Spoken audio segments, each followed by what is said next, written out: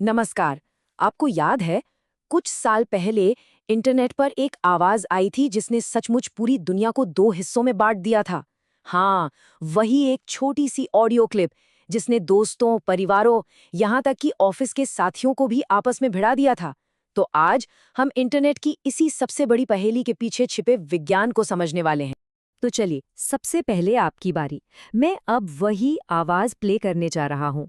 बिल्कुल ध्यान से सुनिए और सोचिए कि आपको क्या सुनाई दे रहा है।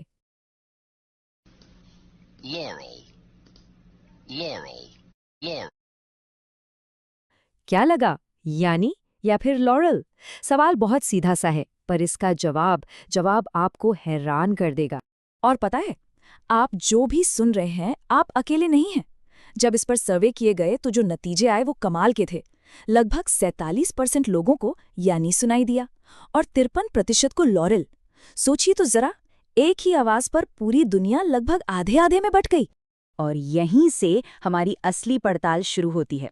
भाई, अगर आवाज एक ही है तो सुनने का अनुभव दो अलग अलग कैसे हो सकता है? इस रहस्य को सुलझाने के लिए हमें एक जासूस की तरह तीन सुरागों को एक साथ जोड़ना होगा। तैयार है? हमारा पहला सुराग कहीं और नहीं, बल्कि खुद उस ऑडियो क्लिप में ही छिपा हुआ है, और इस सुराग का नाम है फ्रीक्वेंसी। चलिए समझते हैं कि ये आखिर है क्या। बहुत ही आसान भाषा में कहें तो फ्रीक्वेंसी किसी भी आवाज का पिच होती है। मतलब कोई आवाज कितनी मोटी या कितनी पतली है, इसे हर्ट्ज में नापते हैं, पर वो जानना जरूरी नहीं। बस इतना समझिए कि हर आवाज की अपनी एक फ्रीक्वेंसी होती है। इसको समझने का सबसे अच्छा तरीका है म्यूजिक, है ना? जब आप किसी गाने में बास बढ़ाते हैं तो वो जो गहरी भारी आवाज आती है ना, वो है कम फ्रीक्वेंसी। और वहीं जब आप ट्रेबल बढ़ाते हैं तो जो पतली तीखी सी आवाज आती है, वो है ज्यादा फ्रीक्वेंसी। और मजे की बात यह है कि इस एक ऑडियो क्लिप में ये दोनों फ्रीक्वेंसी एक साथ मौजूद हैं। जो लॉरेल की भारी आवाज है वो कम फ्रीक्वेंसी में है, और जो यानी की पतली आवाज है वो ऊंची फ्रीक्वेंसी में। मतलब एक ही पैकेट में दो फ्लेवर। लेकिन सवाल ये है कि अगर दोनों आवाजें एक साथ हैं तो हमें कोई एक ही क्यों सुनाई देती है? यहीं पर हमारा दूसरा सुराग काम आता है, हमारे कान, आवाज को पकड़ने वाला हमारा पर्सनल एंटेना। देखिए, सुनने का प्रोसेस बड़ा सीधा सादा सा लगता है। आवाज की लहरें हमारे कानों तक आती हैं और हमारे कान उन्हें एक इलेक्ट्रिकल सिग्नल में बदलकर दिमाग को भेज देते हैं। पर असली खेल यहीं से शुरू होता है। असल में हम सबके कान एक जैसा नहीं सुनते। जैसे जैसे हमारी उम्र बढ़ती है, हम ऊंची फ्रीक्वेंसी यानी पतली आवाजें सुनने की क्षमता धीरे धीरे खोने लगते हैं। शायद इसीलिए ज्यादातर युवाओं को यानी सुनाई दिया और उम्रदराज लोगों को लॉरेल। सिर्फ इतना ही नहीं, आप सस्ते ईयरफोन पर सुन रहे हैं या किसी महंगे स्पीकर पर, इससे भी बहुत फर्क पड़ता है कि कौन सी फ्रीक्वेंसी आप तक बेहतर पहुंच रही है। तो हमारे पास आवाज की फ्रीक्वेंसी है और हमारे कान हैं। पर इस पूरी कहानी का जो असली हीरो है, असली जादूगर, वो तो हमारे सिर के अंदर बैठा है। हमारा तीसरा और सबसे बड़ा सुराग, हमारा दिमाग। एक बात समझनी बहुत जरूरी है, हमारे कान असल में सुनते नहीं हैं। वो तो बस एक पोस्टमैन की तरह हैं, जो बाहर से आई चिट्ठी यानी साउंड सिग्नल को लेकर दिमाग के दरवाजे तक पहुंचा देते हैं। उस चिट्ठी को खोलकर पढ़ना और उसका मतलब निकालना, ये सारा का सारा काम हमारे दिमाग का है। जी हाँ, कान सिर्फ सिग्नल भेजते हैं, आवाज तो हमारा दिमाग बनाता है।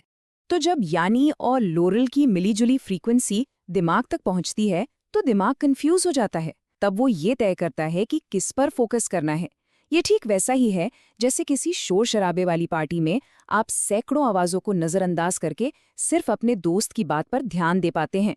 आपका दिमाग भी अनजाने में ही यानी या लॉरेल में से किसी एक को चुन लेता है। तो चलिए अब सारे सुरागों को एक साथ रखते हैं। पहला, आवाज जिसमें दोनों फ्रीक्वेंसी मौजूद हैं। दूसरा, हमारे कान, जो शायद किसी एक फ्रीक्वेंसी को बेहतर पकड़ते हैं। और तीसरा, हमारा दिमाग, जो किसी एक को चुनता है। अब इस केस को बंद करने का समय आ गया है। तो टेक्निकली सही जवाब क्या है? सच तो ये है कि ओरिजिनल रिकॉर्डिंग में लॉरेल शब्द ही बोला गया था। तो टीम लॉरेल, आप सही थे। लेकिन क्या असली मजा इसी में है? बिल्कुल नहीं।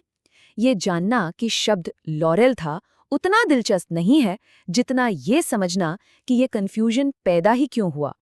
असल में ये सब एक खराब रिकॉर्डिंग का कमाल था। जब लॉरल रिकॉर्ड किया गया तो उसकी नीची फ्रीक्वेंसी के साथ साथ कुछ एक्स्ट्रा ऊंची फ्रीक्वेंसी का शोर भी रिकॉर्ड हो गया, और यही शोर सुनने में यानी जैसा लगता था। इस ऑडियो ने हमारे दिमाग को एक परफेक्ट पहेली दे दी और उसे चुनने पर मजबूर कर दिया। आखिर में यानी और लॉरल की कहानी सिर्फ एक वायरल ऑडियो क्लिप नहीं है।